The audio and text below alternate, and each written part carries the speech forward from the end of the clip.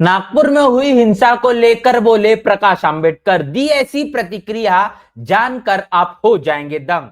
जी हाँ दोस्तों, आपने बिल्कुल सही सुना। मैं हूं पराग महेंद्र, आप देख रहे हैं नेशनल चौपाल। नागपुर में जिस तरीके से हिंसा भड़की और इस हिंसा के बाद जो सांप्रदायिक माहौल को निर्माण करने का खास तौर पर काम किया गया, एक तौर पर एक बड़ी अफवाह चली, उसके बाद वो चीजें अंजाम में भी लाई गई कि कुरान शरीफ को जलाया गया। मुस्लिम तबके में एक बहुत बड़ा आक्रोश देखने को मिला। प्रति उत्तर के तौर पर बजरंग दल के जरिए भी इस पूरे के पूरे मसले को भड़काने के लिए जो हाथापाई की गई, यहां तक कि देखा गया कि पत्थर बरसाए गए। उसके बाद इस मामले को नियंत्रण में लाने के लिए पुलिस प्रशासन ने लाठियां डंडे बरसाए। यहां तक कि ये भी देखा गया कि आंसू गैस के गोले तक बरसाने पड़े। और इस मामले को लेकर इस तरीके से ये पूरी हिंसा भड़की, जहां तक देखा गया कि बड़े पैमाने पर निजी संपत्तियों को भी क्षति पहुंचाया गया है।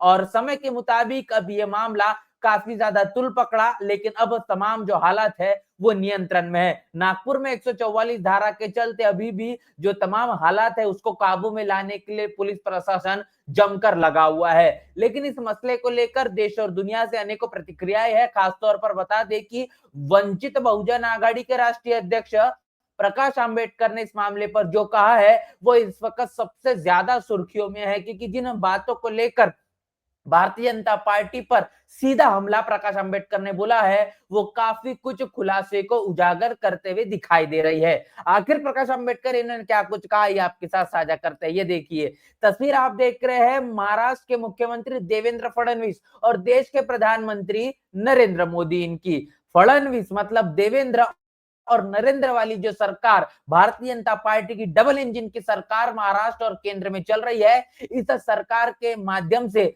जिस तरीके से प्रदेशों में हालात अब काफी ज्यादा नाजुक होते हुए दिखाई दे रहे हैं, ऐसे में नागपुर अब ये इस पूरे के पूरे दंगल का केंद्र बिंदु बना हुआ है। सबसे पहली प्रतिक्रिया प्रकाश आंबेडकर की समझिए। देखिए प्रकाश आंबेडकर कह रहे हैं कि भारतीय जनता पार्टी और आरएसएस सांप्रदायिक नफरत और हिंसा की आग पे अपनी सियासी रोटियां सेकती है। सांप्रदायिक नफरत और हिंसा के बिना भारतीय जनता पार्टी आरएसएस का अस्तित्व खत्म हो जाएगा।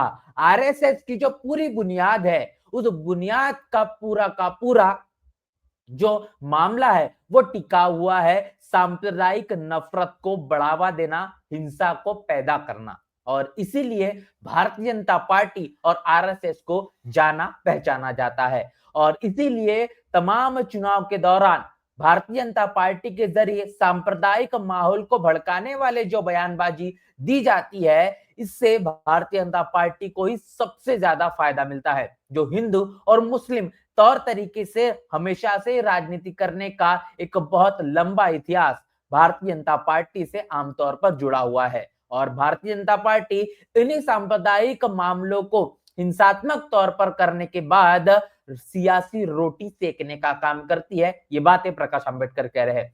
आगे कह रहे हैं कि सांप्रदायिक नफरत और हिंसा के बिना भारतीय जनता पार्टी और आरएसएस का अस्तित्व निस्तनाबूद है, अस्तित्व खत्म है।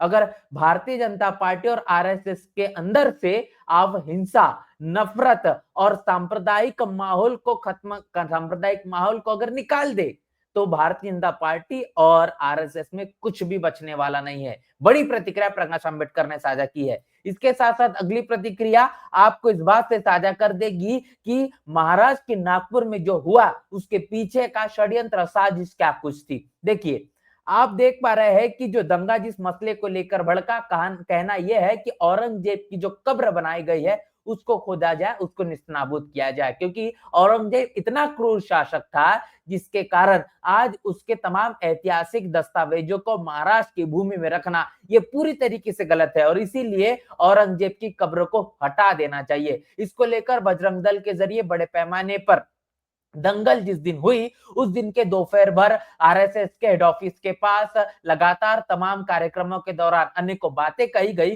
और शाम होते होते इस मामले को अंजाम देने की पूरी पूरी कोशिश की गई, जिसका पूरा वातावरण जिस तरीके से माहौल भड़का, बेकाबू हुआ, वह आपने तमाम तस्वीरें देखी है। जिसको लेकर अगली प्रतिक्रिया जो वंचित बहुजन आघाड़ी के राष्ट्रीय अध्यक्ष प्रकाश आंबेडकर ने दी है, देखिए वो कह रहे हैं कि वे औरंगजेब को अगले लोकसभा चुनाव का एजेंडा बना रहे हैं। देखिए यहां पर क्या कह रहे हैं कि आने वाले लोकसभा चुनाव का एजेंडा बनाने की कोशिश ये भारतीय जनता पार्टी और आरएसएस की है, और औरंगजेब ये इनके आने वाले चुनाव का सबसे बड़ा हथियार है। औरंगजेब का मकबरा अगली अयोध्या है। देखिए अयोध्या की बात और औरंगजेब के मकबरे से जोड़ने की कोशिश प्रकाश आंबेडकर कर रहे हैं। फिर एक बार इस बात को समझिए कि अयोध्या में जिस तरीके से राम मंदिर के नाम पर वोटों को बटोरने की कोशिश जिस मुताबिक भारतीय जनता पार्टी ने बीते लोकसभा चुनाव के दौरान किया है, अब इस बारी एक नए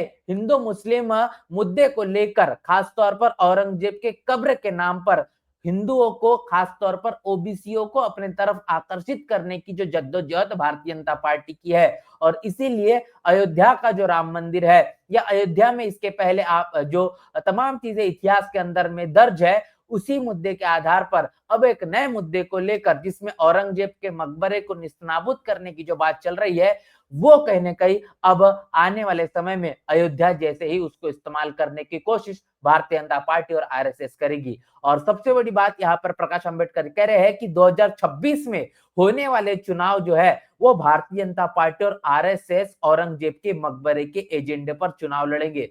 इस बात को समझिए कि लोकसभा के चुनाव आने वाले 2029 में होंगे, लेकिन उसके पहले ही यहां पर 2026 का जिक्र प्रकाश आंबेडकर कह रहे हैं। मतलब प्रकाश आंबेडकर का यह भी दावा है कि आने वाले 2029 के पहले ही 2026 में लोकसभा चुनाव हो जाएंगे, क्योंकि नीतीश कुमार, चंद्रबाबू नायडू ये कभी भी जो अपना गठबंधन का समर्थन है वो समर्थन वापस ले सकते हैं, और ऐसे में लोकसभा चुनाव समय के पहले ही हो जाएंगे। और इस बीच भारतीय जनता पार्टी जिस एजेंडे को इस्तेमाल करेगी वो औरंगजेब का मकबरा है, जिसको अयोध्या के तौर पर जो है काम में लाने का, वोट के तौर पर आकर्षित करने की बड़ी कोशिश भारतीय जनता पार्टी के जरिए होगी। और इसीलिए उन्होंने फिर एक बार इस बात को दोहराया कि जी हाँ, आप सबने सही पढ़ा है कि औरंगजेब का मकबरा अगली अयोध्या बनने जा रहा है और 2026 में चुनाव होगा, 2029 में नहीं, 2026 में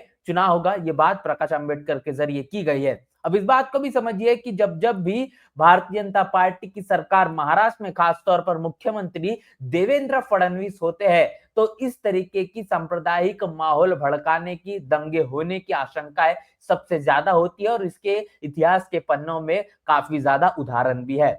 1 जनवरी 1818 भीमा कोरेगांव में जो हुआ, उस दौरान मुख्यमंत्री अगर कोई था तो वो देवेंद्र फडणवीस थे। और ऐसे कई आपको इतिहास के अंदर वो दस्तावेज मिल जाएंगे, वो उदाहरण मिल जाएंगे जो देवेंद्र फडणवीस जब जब भी महाराष्ट्र के मुख्यमंत्री रहे, खासतौर पर भारतीय जनता पार्टी की सरकार महाराष्ट्र में रही, उस दौरान इस तरीके के दंगे और इस तरीके के नफरत फैलाने वाली जो हिंसा है, सांप्रदायिक माहौल को निर्माण करने की कोशिश बार बार होती है। और इसीलिए प्रकाश आंबेडकर ने यहाँ पर ही कहा है कि अगर आरएसएस और भारतीय जनता पार्टी जिस तरीके से सांप्रदायिक माहौल, नफरत फैलाने का काम करती है, हिंसा और दंगे फैलाती है, अगर इन तमाम चीजों को बीजेपी और आरएसएस से निकाल दिया जाए तो भारतीय जनता पार्टी और आरएसएस का कुछ अस्तित्व रहने वाला नहीं है।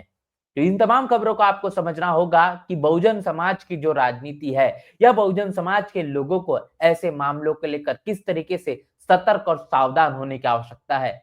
ये तमाम जो दंगा भड़काने वाले लोग हैं, या आखिर किस समाज से ताल्लुकात रखते हैं, आखिर इनके मन मस्तिष्क में कौन ऐसी बातें ठूस रहा है, कौन इन्हें इस तरीके के तमाम मामलों को अंजाम देने के लिए, हिंसा भड़काने के लिए प्रेरित कर रहा है, ऐसे लोगों को चिन्हित करना होगा। ऐसे असामाजिक तत्वों को आपको पहचानना होगा। आप अगर ऐसा नहीं करेंगे, शिक्षा की ओर ध्यान नहीं देंगे, तमाम इस देश के अहम मुद्दों पर आप अगर नहीं जोर देंगे, जिसमें महंगाई है, बेरोजगारी है, शिक्षा है, स्वास्थ्य है, और इसके साथ साथ सुरक्षा सबसे ज्यादा अहमियत रखती है, इन तमाम मुद्दों को लेकर जिस तरीके से चुनाव के दौरान तमाम राजनीतिक पार्टियां, खासतौर पर सवर्ण लीडरशिप रखने वाली पार्टियां दरकिनार करती है और हिंदू मुस्लिम करते हुए नजर आती है, लेकिन बहुजन समाज के लोगों को इन तमाम मुद्दों को ही अपने मुद्दे बनाकर रखना पड़ेगा, और सवर्ण लीडरशिप के राजनीतिक पार्टियों के माध्यम से लाने वाले मुद्दों को दरकिनार करना होगा। समाज के बीच इन तमाम साजिश और षड्यंत्र को उजागर करना पड़ेगा,